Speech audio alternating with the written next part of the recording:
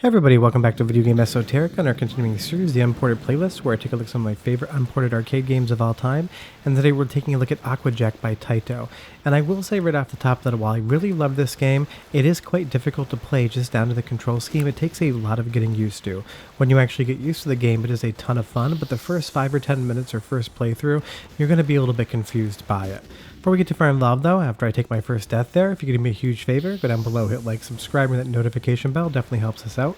And if you feel so inclined and want to support the channel, we got a Patreon link in the description below as well.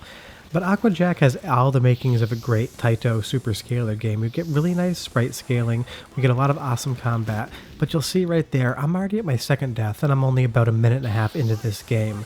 The issue with Aqua Jack is kind of the control scheme. It is a good control scheme once you get your mind around it, but you're both moving that analog cursor on screen while at the same time you're moving your airboat left and right. You also have a jump attack, a speed attack, a trigger, and a missile. And I have played an original Aqua Jack cabinet and it has a flight stick, and even though that's more oriented towards controlling the game than using a standard Xbox One controller, it's still a lot to do for one person when you're playing the game. It just takes a little bit more mental configuration to get used to the concept of playing this game. But once you get it down and you kind of remap your muscle memory, it becomes a lot easier. But Taito made so many good scaling sprite-based games. Night Striker, Aqua Jack, the list can go on and on. They were as good as Sega was at making sprite scaling games, and while Aqua Jack isn't my favorite from them, it's still always a ton of fun to play. And this is running on the Taito Z platform, and we have shown a few games from that before. We've shown Space Gun and we have shown Night Striker, and I really love this hardware and I want to get into collecting it some more. Maybe not for Aqua Jack and maybe not for Night Striker because that PCB is multiple thousands of dollars, but some of the other games on there that are still good but not as rare would be awesome to have in my collection.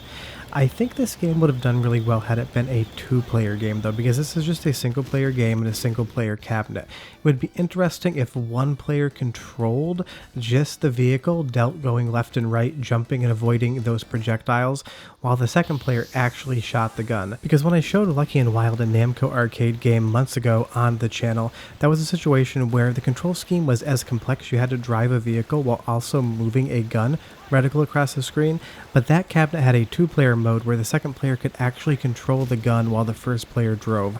So I think that would be something that would benefit Aqua Jack, but Lucky and Wild came out later, and they may have very well played this cabinet and realized that while an effective control scheme after you get used to it, it's not the most natural thing off the top. But I love the setting of Aqua Jack. We're in this, canal. We have all these palm trees going. There's a village in the background. Kind of feels almost like the Vietnam War. You have all these fighter jets coming in. The sprites are scaling all over the place. When you're playing this game well, everything is clicking. It feels awesome. I will just say that you do take a lot of deaths that are going to start to feel a little bit unfair moving forward, but there is some strategy involved in the game as well. Once you get to some of the later bosses, you want to conserve all of your missiles because you can really take out half the enemy's life even though they don't have a life bar with just good missile placement. The nice thing about dying too often is you get a full missile replacement every time you do take a death. So in some ways, the fact that the game is so difficult, we're not pumping quarters into it, allows us to cheese it ever so slightly. But it's just one of those games. It came out in 1989 and this looks spectacular for the year of release. I mean, we didn't have hardware at home that could do something like this until the Saturn and PlayStation 1 era. So this game just kind of shows how impressive arcade hardware was back when Ronald Reagan was still president or just had finished up being president.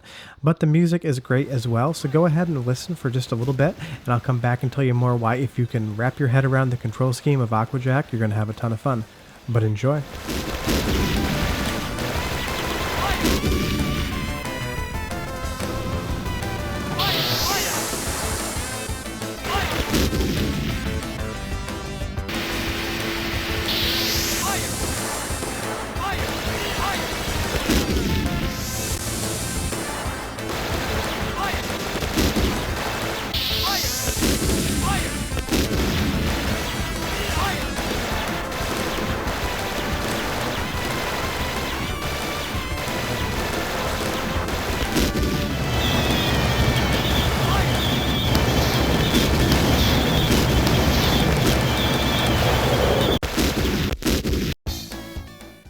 And if you can't tell by now, things popping up in front of you are going to be the bane of your existence, whether those metal partitions or those small flotillas with a couple enemies on them. They just come up so quickly that you almost have no way to avoid them. You can slow your airboat down, but then it's a lot slower to control left and right, so there's a fine balance between picking the right speed so that you have maneuverability without going too fast to be able to not run into those different obstructions. It has a real Battletoads vibe to it, and sometimes things just popping up in the screen when you're on the speeder bikes. And you'll see I took another death there. The nice thing is there's no quarters involved, so what do we really care? But in arcades, this definitely would have been an issue because, like I said, it takes a little bit to get used to the controls, but if you're paying to get used to them, you're probably not going to hang around that much. But I still love the game.